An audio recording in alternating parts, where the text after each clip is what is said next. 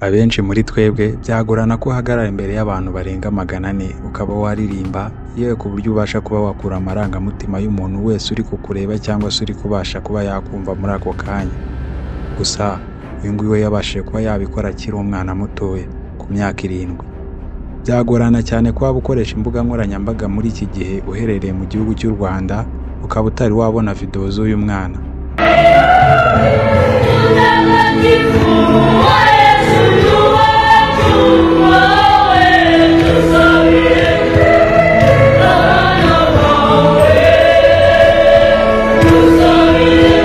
Yitwa Alex Mutagatifu.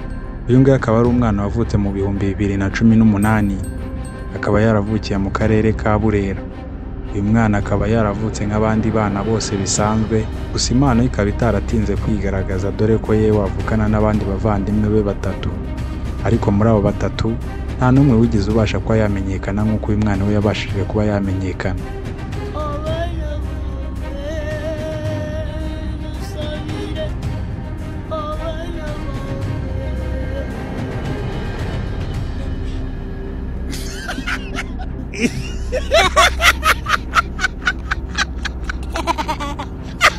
Dore ko yewe muri abo bavandimwe 3 bavukana mu ndimwe, 2 muri bo babasha kuba baririmbana muri korali imwe, naho uwundi umwe we akaba yikundira ubworozi bw'inzuki.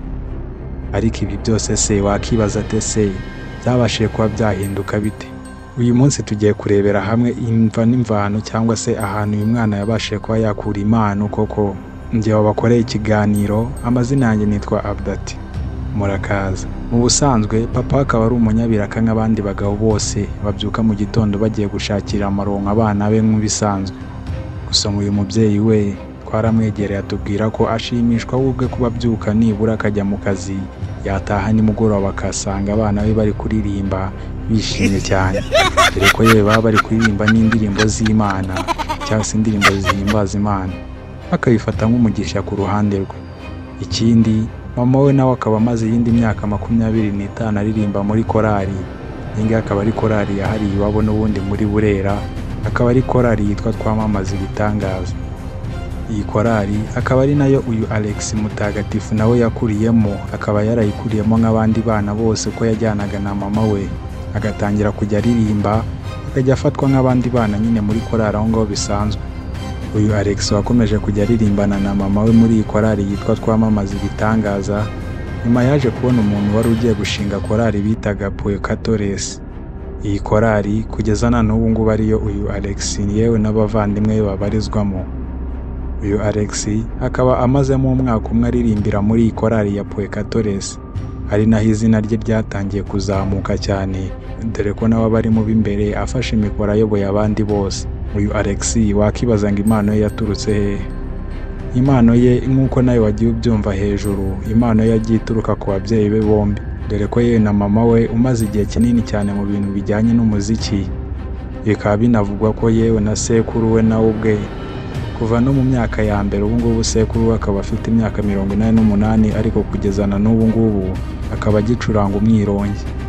Urumva ko impano ye ibifite ahantu ituruka, nk'uko bavuga ngo isuka igira isoko.